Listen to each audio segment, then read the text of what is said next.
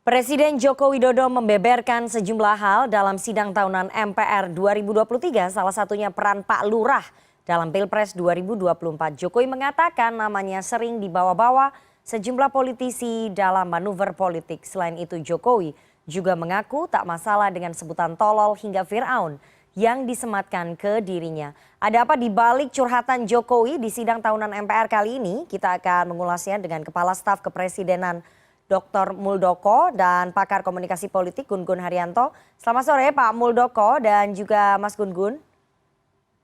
Ya, selamat sore Mbak Arifana.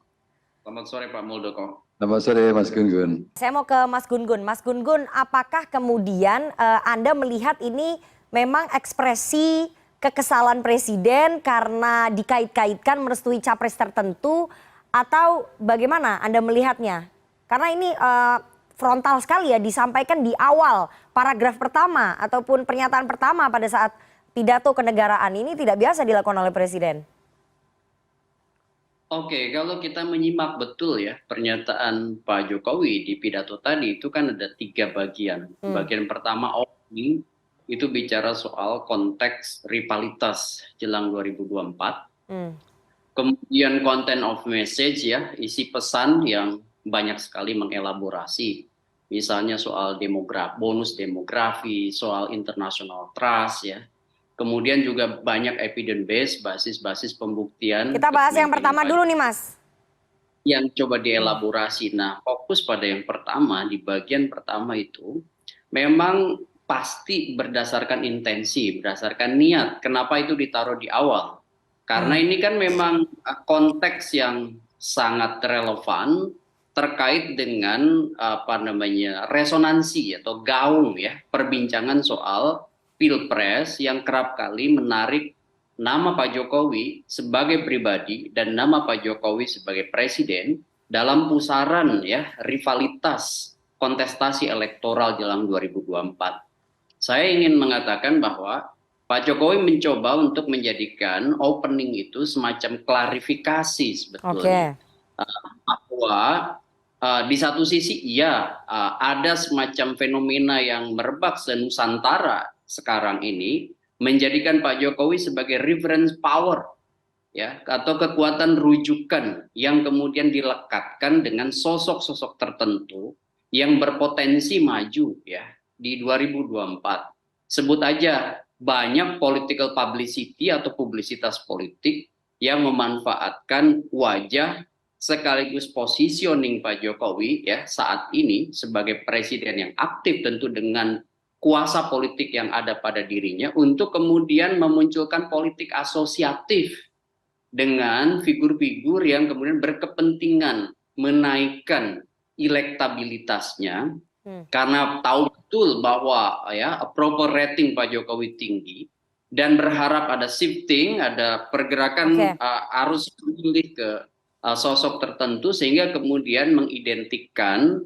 dukungan Pak Jokowi lewat beragam publikasi dan publisitas begitu. Jadi itu bentuk klarifikasi Presiden ya? Kalau menurut Anda ya, atas tuduhan-tuduhan mengarahkan partai tertentu ke capres tertentu.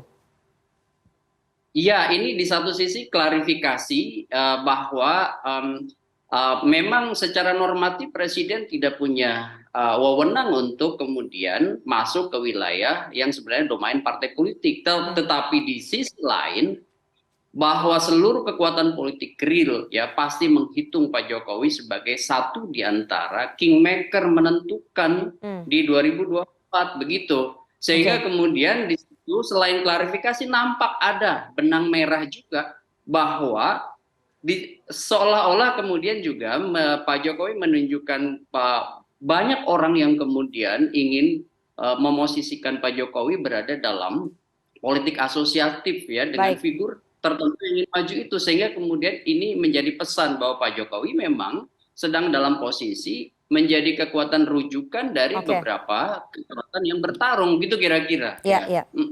Oke, Mas Gun Gun, tadi kalau menurut Pak Muldoko ini sebetulnya bukan ekspresi kemarahan tapi Presiden ini mengingatkan begitu ya kepada masyarakat supaya tetap menjaga budaya kita, tetap santun, demokrasi boleh ada tapi tetap harus ada sopan santunnya begitu, ada etikanya.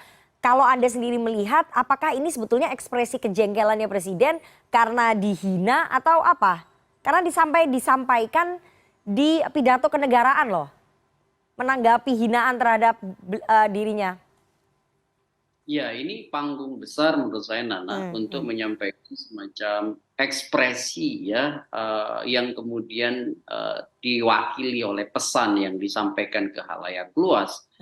Sebagai manusia tentu ya ada sisi-sisi humanis bahwa Presiden pasti dalam banyak hal tersinggung dengan banyak pihak ya. Tetapi memang itu konsekuensi dari jabatan publik ya.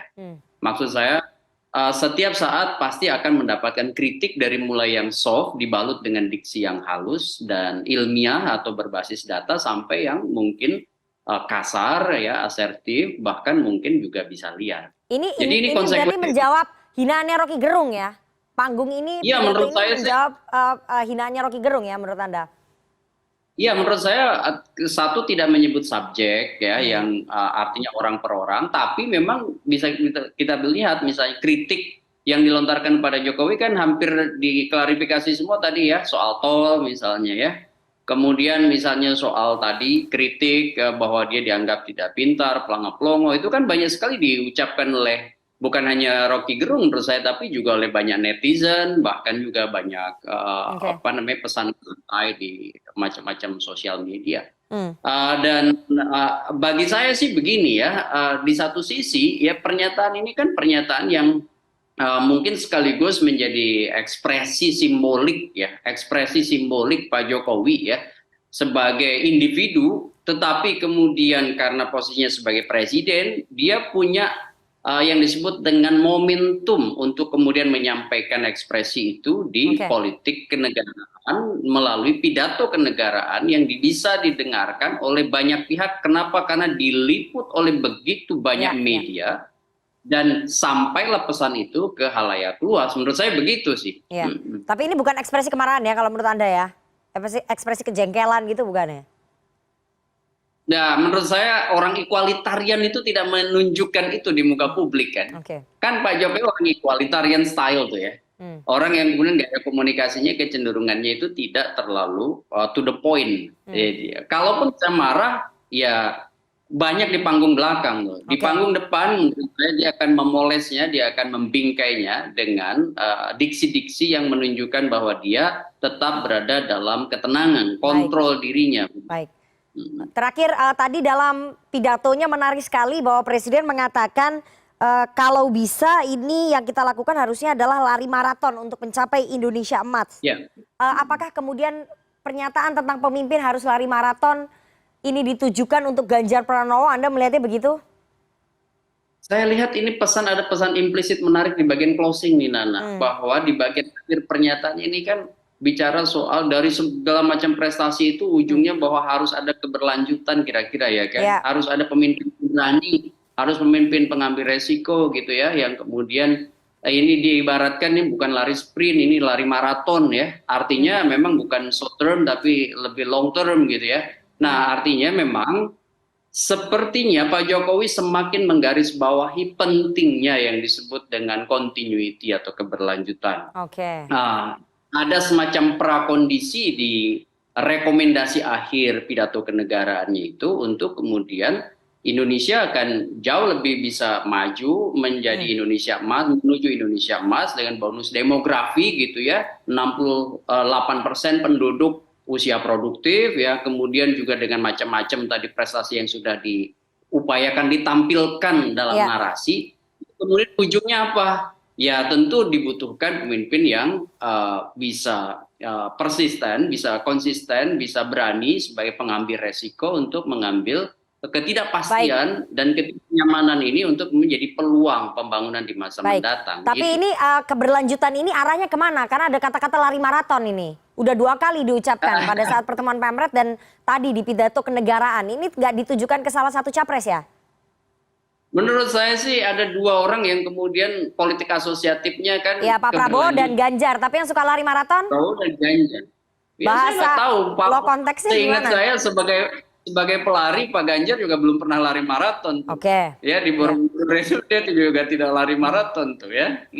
Jadi memang ini ditujukan ke dua orang capres yang mengusung keberlanjutan program-programnya Pak Jokowi ya? Tidak Ya, spesifik ke betul. salah satu ya? Tidak spesifik. Oke, baik. Terima kasih sekali pakar komunikasi politik Mas Gun Gun Haryanto atas analisisnya. Sehat selalu Mas Gun Gun. Sama-sama Nana. Assalamualaikum.